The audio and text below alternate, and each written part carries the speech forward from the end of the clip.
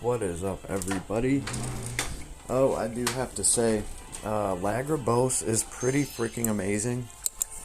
I gotta give it up to him. He is absolutely destroying Zuggy here, and he's not even built yet, right? Fun little fact, too. Fun little fact. Let's talk about this real quick. Let's talk about Lagrobos' young interaction with Zuggy. Is this the same Zuggy? Can't be the same Zuggy. Can it? And does he know how to Dougie? No. No, seriously though, it can't be the same Zuggy, right?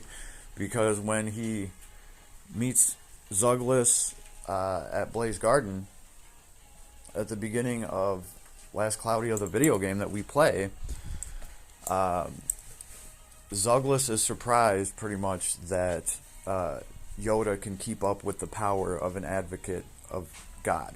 Now, if he had already done battle with him prior, obviously that just would not be the case. So who is this other Zuggy? What would have been cool is if they would have maybe done something a little bit different about him.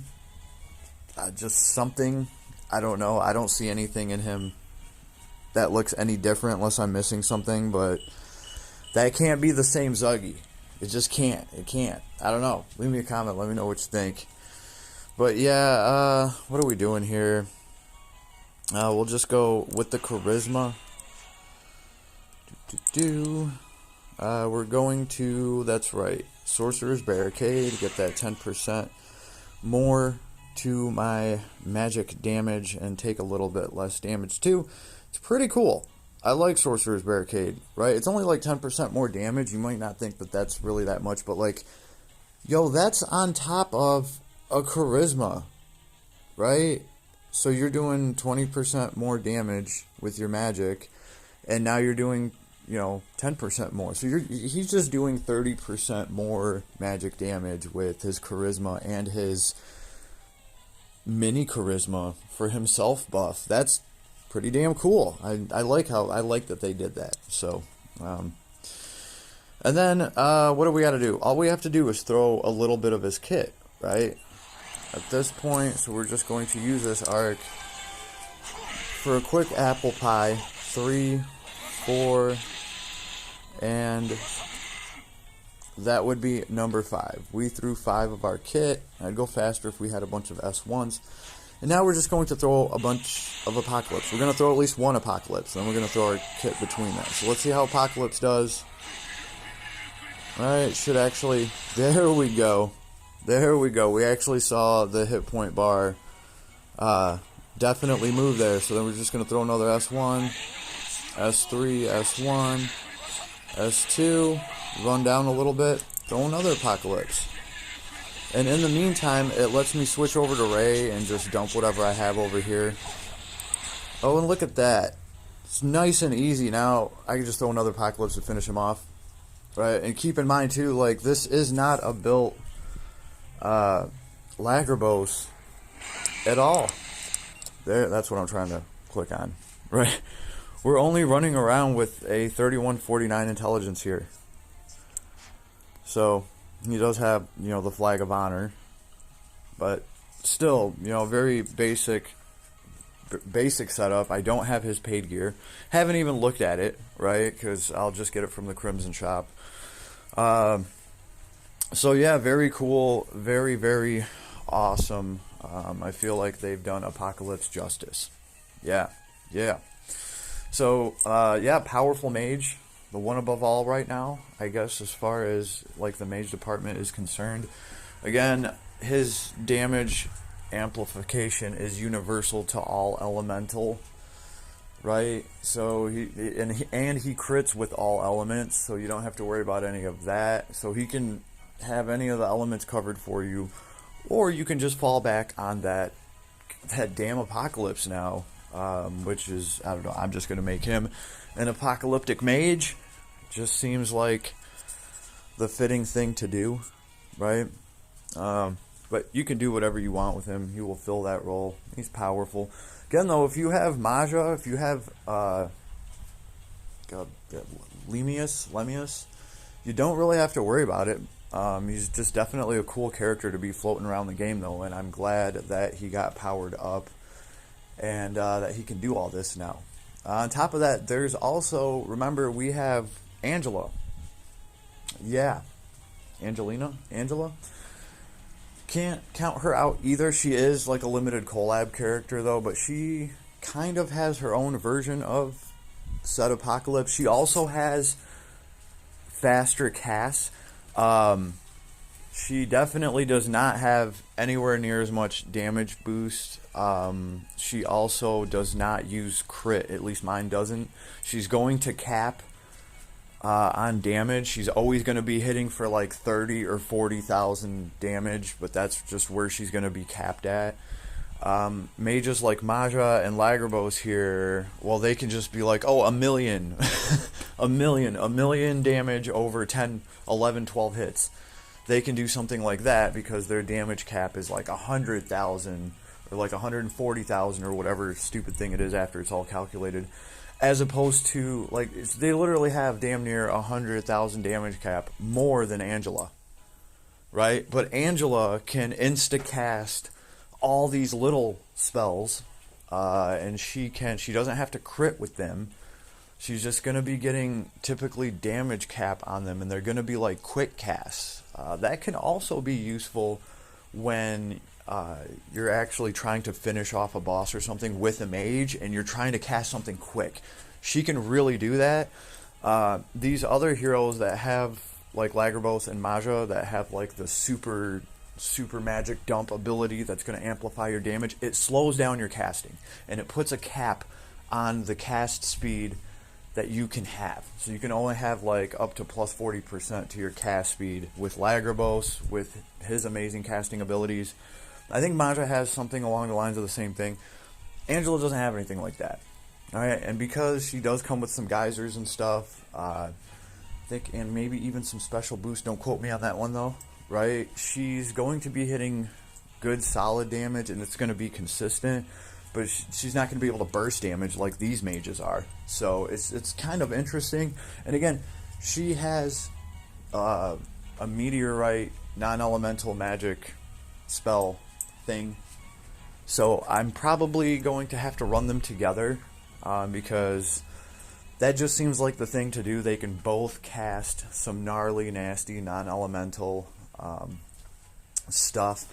We're gonna have to see how they play together. Now, he's obviously going to help her, just like Balin is going to help Virgil in the same party, right? So I think Lagrobos' charisma would definitely be the one to be used if him and Angela are in a party together. So yeah, I'm gonna have to do that, but first I really do want to build him up a little bit, just because I know the potential here is just absolutely stupid. But I did have to just kind of let you guys know what I thought after really having him for a day. Not really a day, I just pretty much kind of had him for half the day yesterday, and I've just kind of been looking around and reading him over, running him around, actually playing with his kit. Yeah, the kit is definitely usable now. Like, you can throw a bunch of stuff and cast your spell, and while he's doing that and you have this big money shot of damage coming, you can switch over to your other characters and be like, okay, let's drain some of my kit here, let's use some of these, let's use some of those, right? I was also running through Zuglis here. I'm not using my arcs and all my other stuff. I'm just kind of gonna let Lagrobos' magic do the majority of this. Right, and also, okay, I've been noticing that most of the heroes that we have gotten, like, they have similar groups of damage built into their kit, and a lot of them have some kind of, like, 20% boost to their damage that's conditional, right? Like, you have to meet certain criteria to get this 20% damage. So for Virgil, that is, he's going to do 20% more damage until he gets the first kill. Balin has like a 20% damage one that I think is actually, as long as the enemy has more hit points than Balin, which is great for a boss, I actually think that one's a little bit better. It's easier. You're always going to have that unless something has less than Balin's hit points. So I would rather have that one personally, but Virgil's isn't that bad either. It can still be manipulated. The point is, Yoda has one. Like the stuff I've kind of been, and I know it's kind of hard to compare like a mage to, you know, a non-mage, right? But the like kind of the abilities that I'm seeing on Lagrobos here, he's not getting like a 20%. He's getting like a 30%. You know what I mean? So, really, really cool. And it's easy to manipulate is what I was getting at. His conditional damage is easy to manipulate. All he has to do is stand next to you. Like, right? That's one of the things. He's going to get like plus 50% to his damage just by standing next to you when he casts. Like the closer he is. That's really, really easy to manipulate. And no matter where you're casting from, you're always going to get some of that. Even if you're only halfway across the screen, you might only get 30% more damage or whatever it is. But that's pretty manipulatable, right? So I just think that's really cool. And yeah, he's a blast to play. Definitely. Just throw that kit, throw Apocalypse, and switch over to somebody else and dump with them. So I've been having a blast. That's what I think of him. I think they did a great job, right? So can't wait to see what we're going to get in the next celebration that is coming up around the corner, obviously. We're collecting tickets now for it, right? So best of luck to everybody, right? This is the morning after vid for Lagrobos, right? This is what I pretty much think of him after having him for, you know, the first day to actually run and see what his ability kit does and how it all works. Yeah, I really do dig it. Pretty damn cool, right? The magical Balin, there, I dare say it, right? It's like that, right? For mages. Now let's see what heroes Last Cloudia is going to drop on different collaborations that are coming up, and let's see how they balance those heroes in with these, right? Because like I was saying in my other video, when Last Cloudia launched, the most powerful S rank thing in the game for a long time was a collab hero. Now it seems like they're kind of stepping away from that a little bit. Now it's the power is somewhat shared, right? They've been dropping like Balin and Maja and you know Sheeta, all very powerful heroes, and I feel like they've been doing a better job of actually matching up collaboration hero power levels to those, so we don't get a Randy running away with the game every time a collab drops. Now I understand Randy would have a special place because it was the very first collab, but you guys got to realize how long he held that S tier spot. It was like a year and a half at least. I don't know. So I don't know. That's just kind of what I'm going to be looking at. It's going to be interesting. Now some people have said to me that they don't balance shit, so it's just going to be whatever. These characters are getting crapped out randomly. Maybe some of you feel that way. Okay, I don't know. I don't work at Adis. Or shit would be different, son. I don't work at Adis. You know what I mean? We wouldn't be having half these problems. Not even a quarter. Tell you what. And I'll tell you again. Anyway, have a good day, everybody. I'll see you out there.